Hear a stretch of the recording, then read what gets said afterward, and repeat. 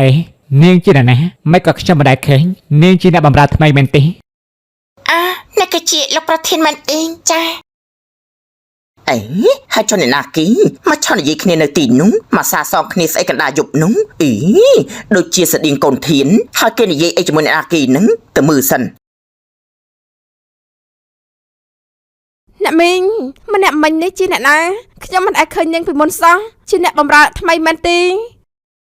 ចាពិតមែនហើយក្មួយនាងគឺជាអ្នកបម្រើថ្មីមានឈ្មោះថានាងមលីឃើញវាកំព្រាពុកម៉ែវាស្លាប់ចោលក៏ចេះតែយកមកប្រើធ្វើកិច្ចការផ្ទះទៅឲ្យបាយឲ្យទឹកស៊ីទៅចិញ្ចឹមទុកគាត់ប្រើនឹងណា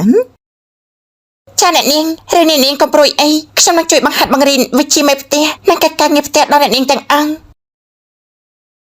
នាងនិយាយបែបនេះបានន័យថាយ៉ាងម៉េចនាងចង់ថាឲ្យខ្ញុំមិនចេះធ្វើអីសោះមែនទេកិច្ចការក្នុងផ្ទះនោះខ្ញុំគ្រាន់តែចង់ឲ្យនាងជួយបង្ហាត់មុខម្ហូបតែមួយចំនួនតែប៉ុណ្ណោះ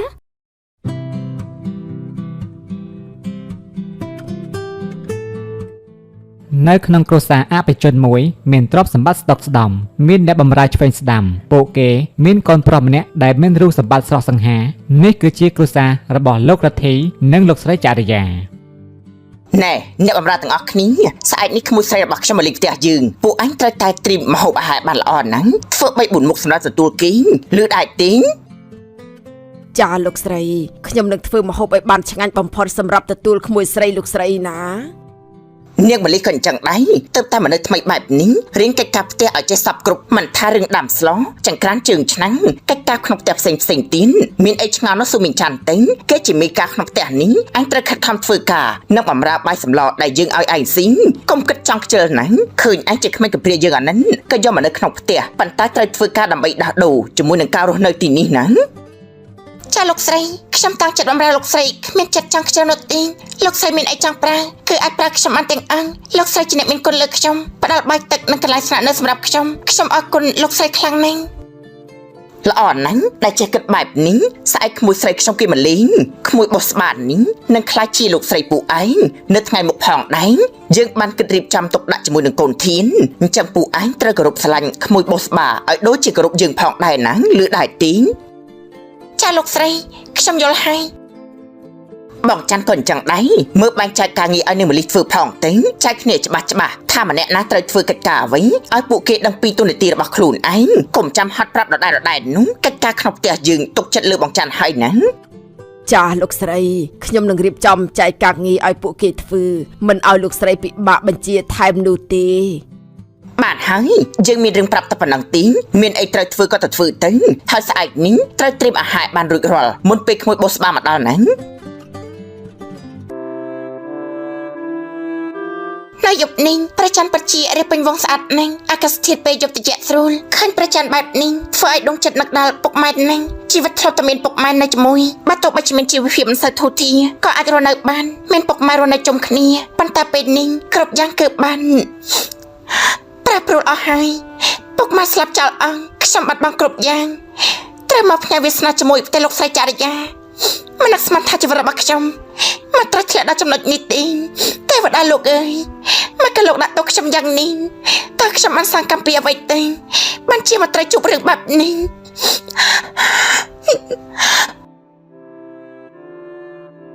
អេហើយតែណាមកឈរអីនៅទីនេះខ្ញុំមិនដែលឃើញនាងតតែសោះជាអ្នកបម្រើថ្មីរបស់អ្នកម៉ែទេដឹង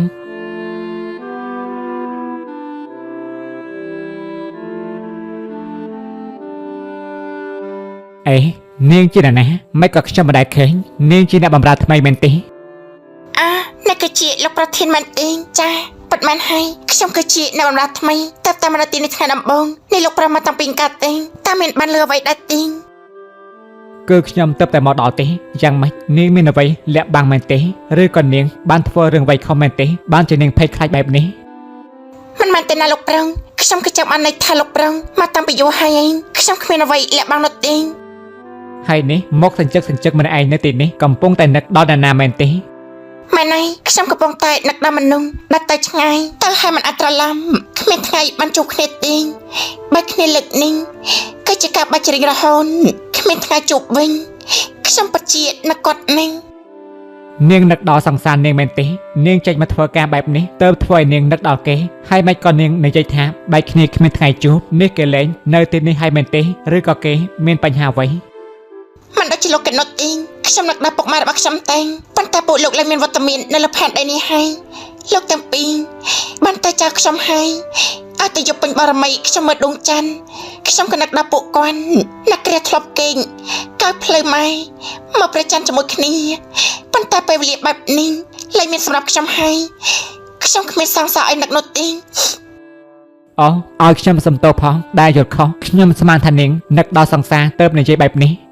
ដួងច័ន្ទជប់នេះពិតជាស្អាតណាស់ពេញវងល្អចេះសម្រស់ពេញផែនដីតែម្ដងហើយនាងមើលចុះបានហើយលោកពន្លឺដួងច័ន្ទបានជួយបំភ្លឺដល់ផែនដីនៅពេលរាត្រីខែខ្នានពន្លឺស្រស់ស្រទន់ពិតជាត្រជាក់ចិត្តណាស់កាត់តែគួរឲ្យច្នៃដល់ដួងច័ន្ទដល់ហើយអ្នកណាក៏សរសើរស្រឡាញ់ខ្ញុំចង់កាត់ជាដួងច័ន្ទនេះចង់កើតជាដួងច័ន្ទដើម្បីឲ្យគេស្រឡាញ់ច្រើនមែនទេនេះខ្ញុំថាក៏បីណាបើនាងកើតជាដួងច័ន្ទមែននោះនាងនៅខ្ពស់ពេកហើយអ្នកណាគេហ៊ានយកនាងទេកើតជាមនុស្សលោកធម្មតាបានហើយណា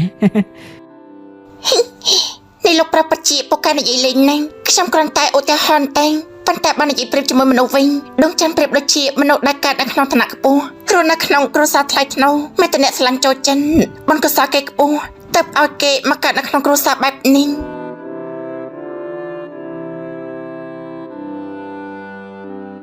អីហើយចុះអ្នកណាគីមកឆោនិយាយគ្នានៅទីនោះមកសាសងគ្នាស្អីកណ្ដាលយប់នោះអីដូចជាស្តៀងកូនធានហើយគេនិយាយអីជាមួយអ្នកណាគីហ្នឹងទៅមើលសិន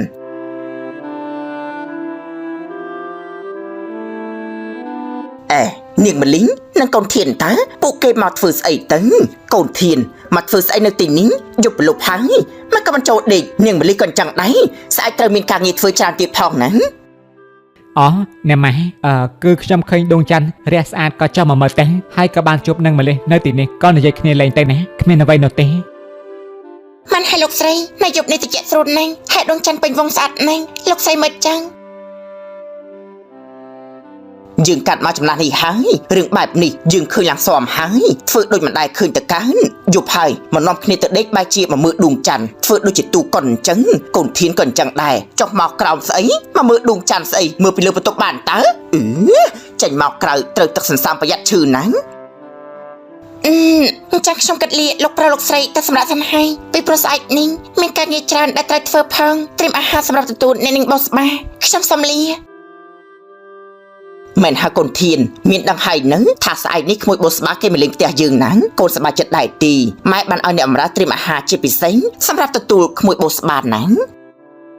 ខ្ញុំមិនបានដឹងទេហើយក៏គ្មានអ្វីដែលត្រូវសប្បាយចិត្តនោះដែរខ្ញុំមិនចាប់អារម្មណ៍នោះទេខ្ញុំហាក់ដូចជាមិនចូលចិត្តចរិតរបស់នាងសោះ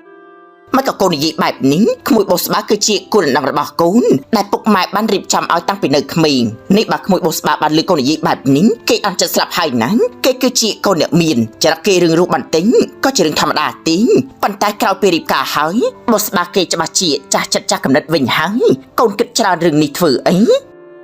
ខ្ញុំត្រូវតែគិតច្រើនណាស់ណាស់ម៉ែព្រោះជារឿងអនាគតរបស់ខ្ញុំគូជីវិតរបស់ខ្ញុំពេញចិត្តទៅខ្ញុំយកជាប្រពន្ធប៉ុន្តែក្មួយបោះស្បាមកជាអ្នករើសឲ្យម៉ែធានាថាគីនឹងធ្វើឲ្យគ្រួសារមានក្តីសុខថ្ងៃមុខជឿតែម៉ែទៅណាមិនខុសទេណាស់ហើយចាស់យប់ហើយចូលក្នុងផ្ទះគេងវិញទៅមកនៅក្រៅយប់បែបនេះប្រយ័ត្នផ្ដាសាយណា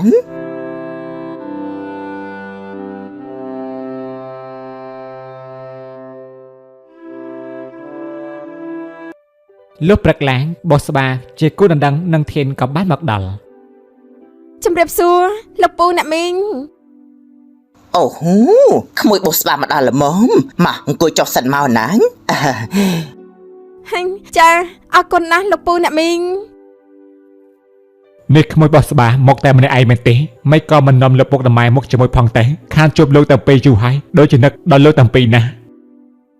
ចាស់លោកពូខ្ញុំមកតែម្នាក់ឯងទេដោយសារតែលោកពុកអ្នកម៉ែក៏រវល់ទៅឆ្លៀតមកមិនទាន់បានប៉ុន្តែគាត់ក៏បានផ្ដាំសួរសុខទុក្ខលោកពូអ្នកមីងផងដែរពូនឹងមីងណាសុខសប្បាយធម្មតាទីហើយចុះលោកទាំងពីរខាងនោះវិញ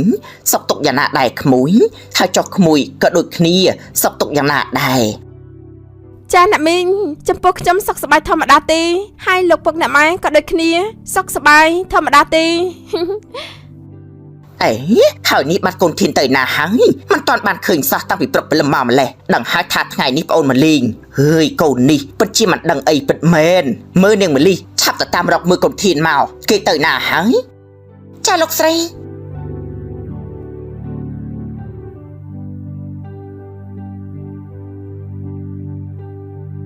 អ្នកមីងម្នាក់មិញនេះជាអ្នកណាខ្ញុំមិនអាចឃើញនាងពីមុនសោះជាអ្នកបម្រើថ្មីមែនទេ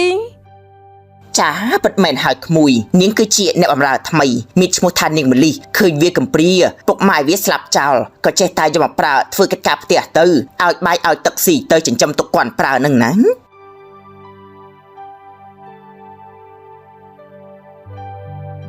យ៉ាងម៉េចនាងមលីឯណាកូនធានមកក៏មកតែម្នាក់ឯងបែបនេះចាលោកស្រីលោកធានមកនៅផ្ទះទីងគាត់បានចេញទៅក្រាបបាត់ហើយមិនក៏កូនធានធ្វើបែបនេះដឹងថាប្អូនមកលេងហើយមិនក៏មិននៅទទួលទៅក្រៅឯណាឯនោះវិញទៅគេគិតអីហ្នឹងហើយពិតជាចំមែនកូននេះអញ្ចឹងបានថានឹងណាអូនប្រាប់តាំងពីយប់ថាព្រឹកនេះក្មួយបោះស្បាមកលេងឲ្យត្រៀមខ្លួនទទួលប្អូននេះបែជាចេញទៅក្រៅធ្វើមិនដឹងកូននេះមិនអីទេអ្នកមីងយ៉ាងណាក៏ខ្ញុំនៅទីនេះយូរបន្តិចដែរយ៉ាងណាគង់តែបានជួបនឹងគាត់ទេចាពិតមែនហើយក្មួយគង់តែបានជួបគ្នាទេអូមែនហើយក្មួយមីងបានឲ្យអ្នកបម្រើត្រៀមអាហារជាពិសេសសម្រាប់ក្មួយច្រើនណាស់ណាយើងបាយជុំគ្នាទៅចាអរគុណណាស់អ្នកមីងតាមពិនមិនបាច់ពិសេសអីទេអ្នកមីងនាំតែពិបាធម្មតាក៏បានដែរធម្មតាមិនយ៉ាងបានទៅក្មួយបោស្បាគឺជាកូនអ្នកមានមុខមានមាត់អ្នកមានទ្រព្យសម្បត្តិផងដែរជាពិសេសថ្ងៃអនាគតគឺជាកូនប្រសាមីងទៀតមីងទទួលធម្មតាមិនសមទៅមែនទេបងមែនហើយត្រូវទទួលក្មួយឲ្យស័ក្តិសមនឹងកិត្តិយសរបស់ក្មួយផងដែរណាមែនហើយនាងមលីអាហាររៀបចំរួចរាល់ហើយនឹងបន្តិចទៀតខ្ញុំនឹងនាំក្មួយបោស្បាទៅឡើងតុហើយណាមើលរៀបចំទុកដែរហើយទៅចាប់បានលោកស្រីគ្រប់យ៉ាងបានត្រៀមរួចរាល់អស់ហើយរងចាំតែលោកប្រុសលោកស្រីនិងអ្នកនាងបោស្បាចាប់ផ្ដើមតែប៉ុណ្ណឹងល្អណាស់អញ្ចឹងដល់ក្មួយបោស្បាយើងទៅឡើងតុជុំគ្នាតែម្ដងទៅណង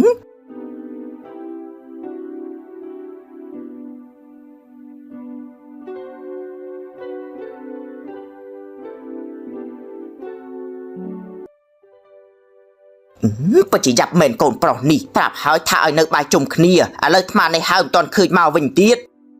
បានហើយអូនបើកូនធានមិនទាន់មកទេយើងចាប់ផ្ដើមវិញទៅបើចាំកូននោះអាហារទៅជាអស់មិនខាននោះទេហូបមិនឆ្ងាញ់នោះទេណាមិនអីទេអ្នកមីងបងធានក៏មិនថ្មីដែរដូចខ្ញុំថាមុននឹងអញ្ចឹងខ្ញុំក៏មកលេងទីនេះច្រើនថ្ងៃដែរយ៉ាងណាក៏គង់តែបានបាយជុំគ្នាទេខ្ញុំថាយើងមិនចាំបាច់ចាំបងធានក៏បានដែរប៉ុន្តែមីងក្រែងចិត្តក្មួយខំថាបានបាយជុំគ្រួសារប៉ុន្តែចុងក្រោយបាត់កូនធានមិនដឹងទៅណាទេប៉ុន្តែណ៎ហើយចាស់យើងហូបតែគ្នាយើងក៏បានដែរណាមិនចាំបាច់ទុកឲ្យទេចាំមើលចាស់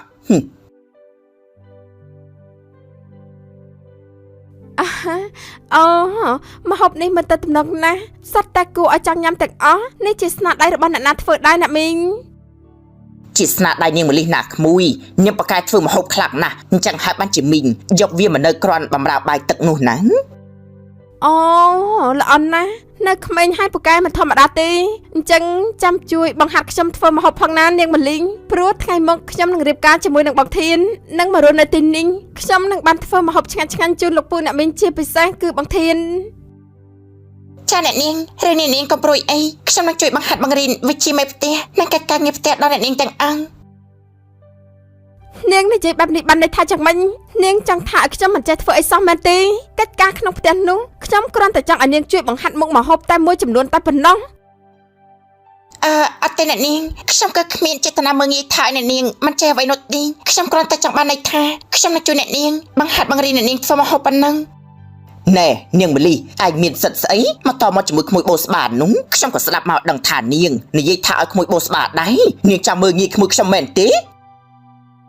អត់ទេលោកស្រីខ្ញុំគ្មានចេតនាបែបនេះនោះទេខ្ញុំគឺមិនហ៊ាននោះទេហើយបានហើយអូននាងមលីវាគ្មានចេតនាថាឲ្យក្មួយបោះស្បាអញ្ចឹងនោះទេបានហើយនាងមលីមានអីផ្សេងធ្វើក៏ទៅធ្វើទៅណាទីនេះទុកឲ្យបងច័ន្ទជាអ្នកធ្វើក៏បានដែរចាលោកប្រងអញ្ចឹងខ្ញុំសូមទៅធ្វើការនៅខាងក្រៅសិនហើយ ក្មួយកុំចាប់អារម្មណ៍នឹងវាអីណាវានិយាយមិនដឹងអីទេមនុស្សមកពីវណ្ណៈអ្នកក្រនេះរៀនសូត្រនឹងបានតិចក្មួយកុំប្រកាន់វាអីណាយើងនាំគ្នាញ៉ាំបាយវិញទៅតោះចាន់ដួសបាយមកអ៊ំម៉ាមិនចូលចិត្តអ្នកនាងបោះស្បាស្អីគេនោះសោះមិនទាត់បាត់អីផងមកធ្វើខ្លួនដូចជាម្ចាស់ផ្ទះនិយាយមកមិនឲ្យតម្លៃបៅព្រាវក្នុងផ្ទះមើលតែមុននេះចុះណាមកដូចជាមនុស្សគ្មានហេតុផលហើយមិនដឹងថាលោកស្រីគិតអីទេតែភ្ជាប់ពាក្យទុកដាក់តាំងពីក្មេងឲ្យលោកប្រុសធាននោះតាមយកចិត្តលោកធានដល់ផ្ទះតែលោកណាមិនចាប់អារម្មណ៍ក៏ប្រតិនាងជាគូដណ្ដឹងនឹងគ្នានឹងណាអ៊ំអ្នកនាងបោះស្បាពិតជាមានបនខ្ពស់ខ្លាំងណាស់ទាំងស្អាតទាំងមានមកជាកញ្ចប់តែម្ដងមិនតែអ្នកចង់បានហើយអ្នកណាមើលមកថាស្អាតអ៊ំមិនដឹងទេតែសម្រាប់អ៊ំណាមិនដឹងថាស្អាតត្រង់ណាផងនេះគុំតែបានគ្រឿងតុបតែងបើធម្មតាដូចជាពួកយើងនោះណាមិនប្រមាណទេបើនិយាយពីសម្រស់វិញនោះចាញ់ទាំងឯងទៀតនោះណានាងមលីអ៊ំម៉ាមកក៏និយាយបែបនេះបើគេលឺនោះគេច្បាស់ជាសិស្សទាំងអស់គ្នាមិនខានតាមមើលអ្នកនាងបោះស្បាក៏មិនស្លូតដែរគឺជាចរិតអ្នកមាន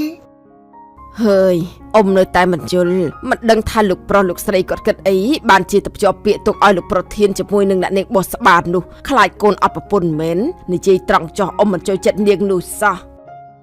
អាយ៉ាបានហើយកុំនិយាយដាំច្បាយអីណាអ៊ំយ៉ាងណាគេក៏ជាលោកស្រីរបស់ពួកយើងនៅថ្ងៃមុខដែរបើគេដឹងថាអ៊ំមិនពេញចិត្តនឹងគេនោះគេមិនទុកអ៊ំនៅក្នុងផ្ទះនេះទៀតទេណា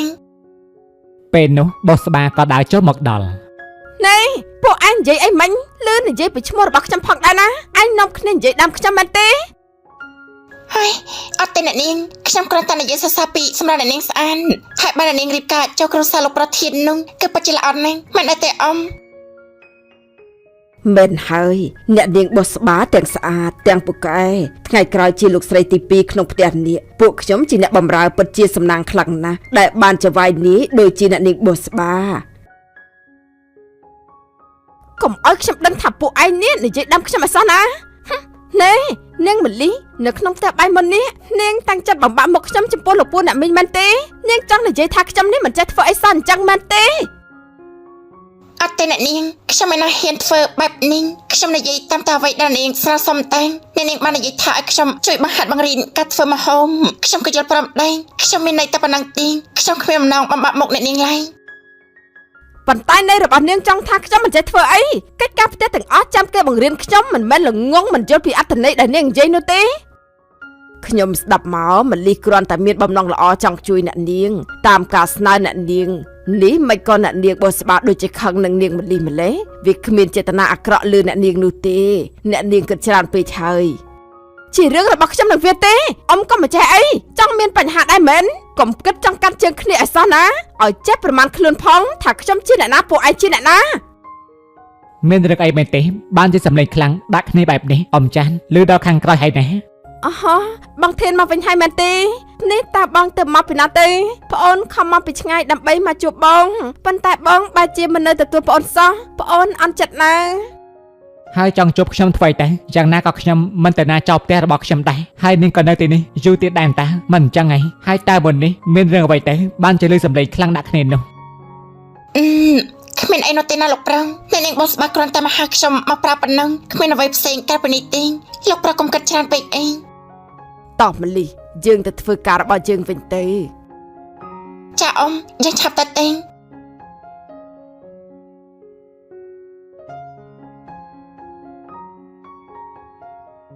ពួកគេជាអ្នកបម្រើក្នុងផ្ទះរបស់ខ្ញុំនិយាយអ្វីត្រូវផ្ដល់តម្លៃឲ្យគេផងណាកុំអាងខ្លួនជាអ្នកមានចង់និយាយអីឲ្យនរណាក៏បាននោះមនុស្សមានតម្លៃដូចគ្នាណា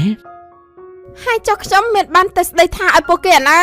នេះកុំប្រាប់ណាថាបងចង់កាន់ជើងអ្នកបម្រើតើខ្ញុំមិនស្មើជាមួយពួកគេអីសោះអ្នកស្រុកនេះគេធ្វើអញ្ចឹងមែនទេមិនចង់និយាយលឺដល់ណាខ្មាស់គេដល់ហ្នឹងតែខ្ញុំគ្រាន់តែចង់ប្រាប់ទៅបោះស្បាថាត្រូវចេះឲ្យតម្លៃដល់មនុស្សគ្រប់គ្នាផងណាមិនមែនមើលទៅគ្រប់គ្នាថាមិនដល់នាងនោះទេណាតម្លៃមនុស្សគឺស្ថិតទៅលើទង្វើរបស់ខ្លួនឯងប៉ុន្តែយ៉ាងណាអ្នកបម្រើនៅតែជាអ្នកបម្រើចង់មកស្មើជាមួយខ្ញុំមែនទេពួកគេត្រូវតែនៅក្រោមខ្ញុំបងកំកាន់ជើងអ្នកបម្រើខុសទំនងពេកនាំឲ្យពួកគេបានចិនខ្ញុំមិនដឹងថានិយាយជាមួយនាងបែបណាឲ្យនាងយល់នោះទេខ្ញុំមិននៅនិយាយជាមួយនាងទៀតនោះទេ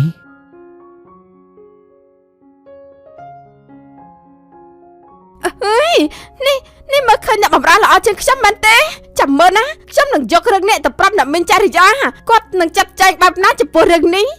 ខ្ញុំជាកូនអ្នកមានតែម្នាក់ដែលចង់ឲ្យខ្ញុំរំលំពួកមីកាចាស់នោះមែនទេ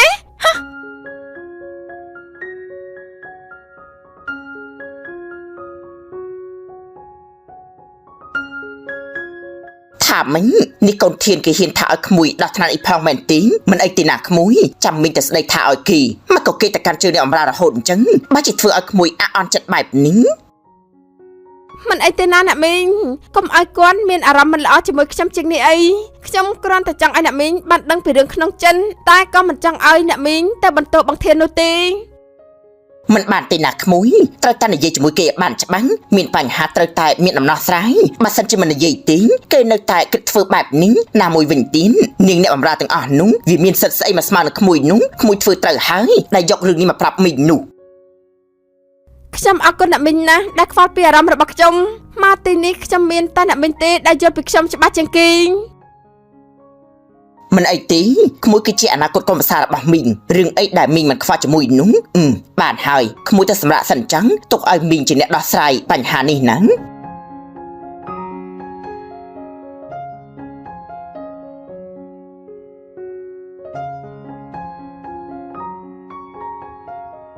អ្នកខ្ញុំពិតជាមិនយកពីនាងបោះស្បាសាំងមកកចេះតែចាំអង្គរឿងជាមួយខ្ញុំបែបនេះតែខ្ញុំមិនធ្វើអ្វីខុសទេនិយាយមកដូចខាងខ្ញុំតាំងពីកានអញ្ចឹងខ្ញុំគ្មានចេតនាអីមិនល្អលើនាងនោះទេប៉ុន្តែមកក៏លោកធានយកចិត្តទុកដាក់ការពារអ្នកបម្រើដូចជាពួកខ្ញុំខ្លាំងយ៉ាងនេះតាមធម្មតាពួកខ្ញុំគ្មានតម្លៃអីឲ្យចវាយមកឆ្លោះគ្នាគ្រាន់តែចង់ការពារអ្នកបម្រើនោះទេហើយមកក៏លោកប្រធានជាមនុស្សល្អបែបនេះយកចិត្តទុកដាក់គ្រប់កូនចៅបែបនេះគឺពិតជាស័ក្តិសមជាសុភាពបុរសក្នុងគ្រួសារពិតមែនគឺពិតជាបុរសអភិជនដែលល្អពិតមែនឬមកក៏គេគិតចំពោះខ្ញុំដូចដែលខ្ញុំលើគិតចំពោះគេហើយនាងមលីងតែនេះអង្គកំពុងតែគិតអីទេគេនៅកំពុងខ្លាំងណាស់គឺប្រៀបបីដូចជាដុំច័ន្ទដែលកំពុងរះកំពុះឆ្ងាយគ្មានថ្ងៃឆោងដល់ទេយើងត្រឹមតែជាទុនសាយសម្លឹងមើលព្រះច័ន្ទពីចម្ងាយគ្មានថ្ងៃចាប់បានឡើយចិត្តតែសម័យតកានអូមកសំងំទីនេះសោះអញ្ចឹងតើបានជារកក្នុងបន្ទប់មិនឃើញកំពុងតែសម័យដល់ណាហើយដូចជាលងលួចដល់ហើយណោគេជាអ៊ំច័ន្ទទេគឺខ្ញុំកំពុងតែគិតពីជីវិតណាអ៊ំតើខ្ញុំមានកម្មអីទេកាលពីជាតិមុនបានសាងកម្មពីអ្វីខ្លាំងបានជាជាតិនេះកើតមកអភ័ព្វបែបនេះឪពុកម្ដាយក៏ស្លាប់ចោលអស់ត្រូវរស់នៅខ្លួនមួយតែម្នាក់ឯងមកថ្ងៃវាសនាជាមួយគេមិនដឹងថ្ងៃមកទៅជាយ៉ាងណាទេកុំពិបាកចិត្តពេកអីក្មួយជីវិតមនុស្សយើងមានជួបមានបែកជារឿងធម្មតាទេសំពីបុណ្យយើងមានបណ្ណាយើងទទួលយកប៉ុណ្ណឹងគិតច្រើនធ្វើអីទៅពេលនេះក្មួយបានលោកប្រុសលោកស្រីប្រណីឲ្យមកនៅទីនេះចាត់ទុកថាជារឿងល្អទៅហើយបើពុកម៉ែរបស់ខ្ញុំនៅរស់ម្ល៉េះពេលនេះខ្ញុំមិនចាំបាច់មកបម្រើគ្រួសារលោកស្រីចរិយាទេហើយខ្ញុំក៏មិនចាំបាច់មកជួបអារម្មណ៍បែបនេះខ្ញុំមានអារម្មណ៍ថាដូចជាខកចិត្តណាស់អ៊ំហើយតើក្មួយខូចចិត្តរឿងអ្វីមានអ្នកណាធ្វើអីឲ្យក្មួយមលីខូចចិត្តមែនទេឬក៏មានស្នេហាហើយគឺខ្ញុំគ្មានទេណាអ៊ំខ្ញុំមិនមានស្នេហាអ្វីនោះទេគឺខ្ញុំចង់បានន័យថាអ៊ំក៏បានដឹងថាថ្ងៃមិញនេះអ្នកនាងបោះបាននិយាយអីឲ្យពួកយើងខ្លាំងទោះបីជាយើងមិនបានខំក៏គេថាឲ្យដែរថ្ងៃមុខនាងខ្លាចជាលោកស្រីក្នុងផ្ទះនេះបើយើងធ្វើអ្វីមិនត្រូវចិត្តនោះតើគេនឹងដឹងចេញមិនខាននោះទេរឿងថ្ងៃមុខបែបណាក៏គ្មានអ្នកណាដឹងនោះទេតែការទុកធ្វើអីសំខាន់ពេលនេះធ្វើតែរឿងល្អគិតរឿងល្អទៅគឺបានហើយអ៊ំជឿថាអំពើល្អអាចយកឈ្នះអំពើអាក្រក់របស់មនុស្សបានចាខ្ញុំអរគុណណាស់អ៊ំដែលបានជួយណែនាំនៅទីនេះមានតែអ៊ំទេដែលយកចិនហើយតែងតែនៅក្បែរខ្ញុំគ្រប់ពេលដែលខ្ញុំពិបាកចិន